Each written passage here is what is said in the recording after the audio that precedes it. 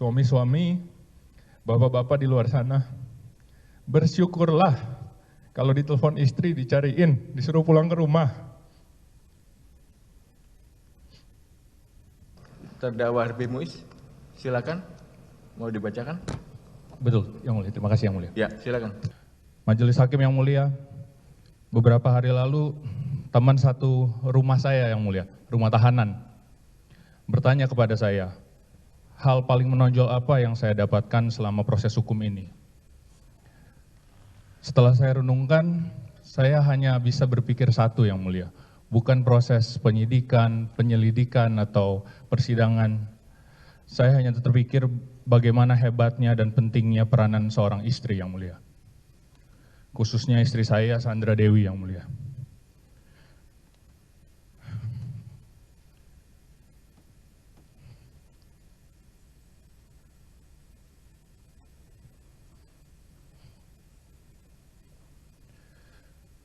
Sebagai pihak yang paling dimanfaatkan untuk pencitraan, pada saat yang sama paling dirugikan dalam kasus ini,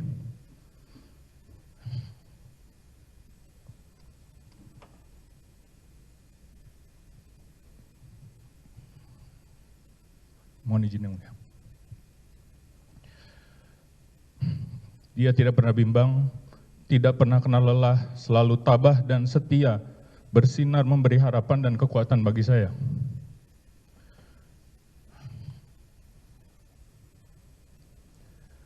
Saya menjadi sadar bahwa anugerah terbesar dalam hidup saya itu adalah istri saya yang mulia. Sumpah yang kami ucapkan 7 tahun lalu untuk saling menjaga pada saat susah maupun senang,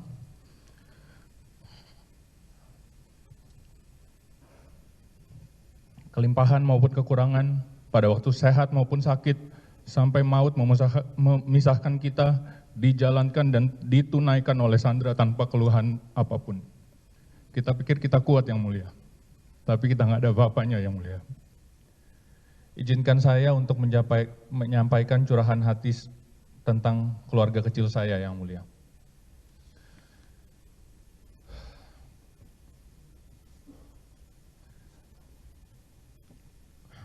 Kembali ke istri saya, izin, Sandra Dewi.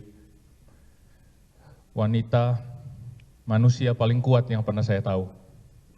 Ketika dia difitnah, dihujat, dicaci maki, kehilangan nama baik, karir, pekerjaan, lalu diparadekan untuk kepentingan publisitas kasus ini, dia sebetulnya punya akses langsung berbicara ke publik untuk melawan yang mulia. Tapi dia memilih untuk diam, karena di agama kita diajarkan ketika ada kekuatan besar yang sedang menindas kita, maka yang harus kita lakukan adalah diam. Karena firman Tuhan berkata, Tuhan akan berperang untuk kamu dan kamu akan diam saja. Dan bahwa pembalasan adalah hakku.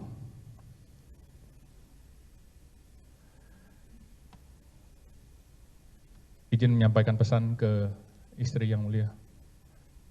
Istriku, kita sudah pernah melewati masa susah ketika papa sakit. Kamu selalu di sampingku. Lalu ketika senang, kita menikah, dapat anak-anak lucu yang sempurna, kamu juga ada di sampingku. Sekarang kita susah lagi. Kamu tidak pernah bersungut-sungut, tidak pernah mengeluh, tidak pernah menyalahkan keadaan, bahkan menjadi pilar penyangga keluarga kita. Tanpa kamu aku runtuh. Terima kasih Sandra Dewi, kamu.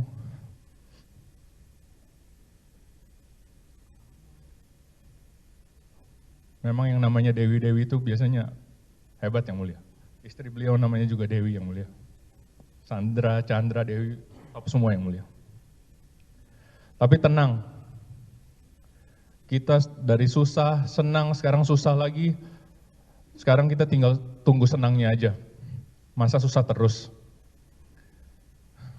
Titip anak-anak, jangan lupa berdoa setiap hari biar papa wamilnya cepat selesai. Suami-suami, bapak-bapak di luar sana, bersyukurlah kalau ditelepon istri dicariin, disuruh pulang ke rumah.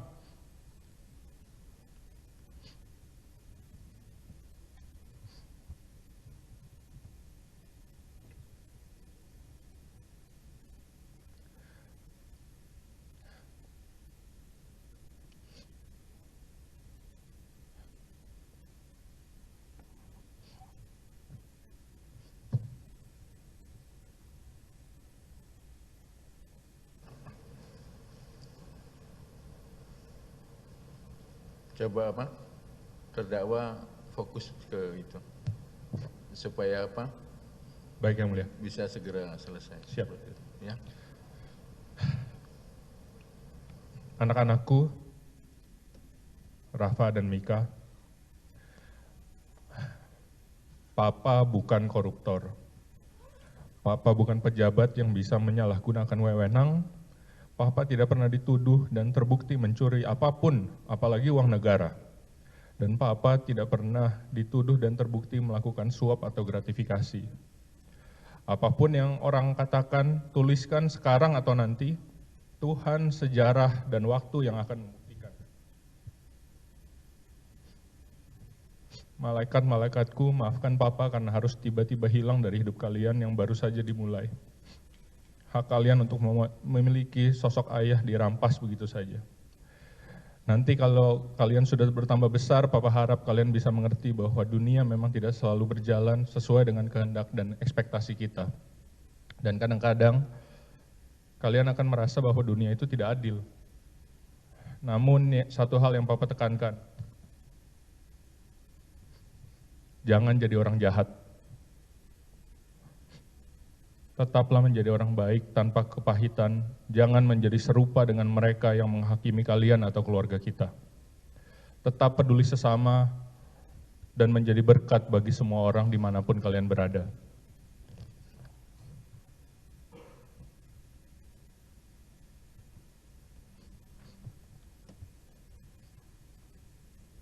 Yang Mulia Majelis Hakim, dalam kasus ini, saya dan keluarga saya seperti dijadikan jawaban untuk kebutuhan flexing, kekuatan dan kekuasaan, serta peningkatan kepuasan publik.